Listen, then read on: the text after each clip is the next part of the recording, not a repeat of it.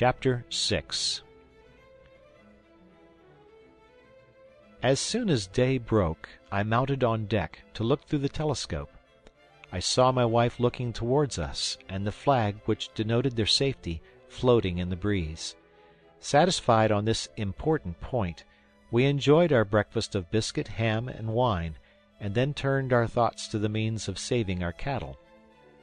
Even if we could contrive a raft, we could never get all the animals to remain still on it. We might venture the huge sow in the water, but the rest of the animals we found would not be able to swim to shore. At last Fritz suggested the swimming apparatus.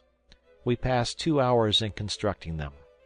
For the cow and ass it was necessary to have an empty cask on each side, well bound in strong sailcloth, fastened by leather thongs over the back and under each animal. For the rest, we merely tied a piece of cork under their bodies, the sow only being unruly and giving us much trouble. We then fastened a cord to the horns or neck of each animal, with a slip of wood at the end for a convenient handle. Luckily, the waves had broken away part of the ship and left the opening wide enough for the passage of our troop. We first launched the ass into the water by a sudden push. He swam away after the first plunge very gracefully. The cow, sheep, and goats followed quickly after. The sow was furious and soon broke loose from us all, but fortunately reached the shore long before the rest. We now embarked, fastening all the slips of wood to the stern of the boat, thus drawing our train after us, and the wind filling our sail, carried us smoothly towards the shore. Fritz exulted in his plan, as we certainly could never have rowed our boat, loaded as we were. I once more took out my telescope, and was remarking that our party on shore seemed making ready for some excursion, when a loud cry from Fritz filled me with terror. "We are lost! We are lost! See, what a monstrous fish!" Though pale with alarm, the bold boy had seized his gun, and encouraged by my directions, he fired 2 balls into the head of the monster, as it was preparing to dart on the sheep. It immediately made its escape, leaving a long red track to prove it was severely wounded. Being freed from our enemy, I now resumed the rudder, and we lowered the sail and rowed to shore. The animals, as soon as the water became low enough, walked out at their own discretion, after we had relieved them from their swimming girdles. We then secured our boat as before, and landed ourselves, anxiously looking round for our friends.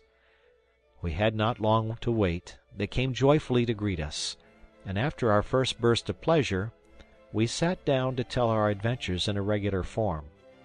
My wife was overjoyed to see herself surrounded by these valuable animals, and especially pleased that her son Fritz had suggested so many useful plans. We next proceeded to disembark all our treasures. I noticed that Jack wore a belt of yellow skin, in which were placed a pair of pistols, and inquired where he had got his brigand costume. "I manufactured it myself," said he, "and this is not all. Look at the dogs." The dogs wore each a collar of the same skin as his belt, bristling with long nails, the points outwards, a formidable defense. "It is my own invention," said he, "only Mamma helped me in the sewing." "But where did you get the leather, the needle, and thread?" inquired I. "Fritz's jackal supplied the skin," said my wife, "and my wonderful bag the rest. There is still more to come from it, only say what you want." Fritz evidently felt a little vexation at his brother's unceremonious appropriation of the skin of the jackal, which displayed itself in the tone in which he exclaimed, holding his nose, "Keep at a distance, Mr. Skinner. You carry an intolerable smell about with you." I gave him a gentle hint of his duty in the position of eldest son, and he soon recovered his good humor. However, as the body as well as the skin of the jackal was becoming offensive, they united in dragging it down to the sea, while Jack placed his belt in the sun to dry.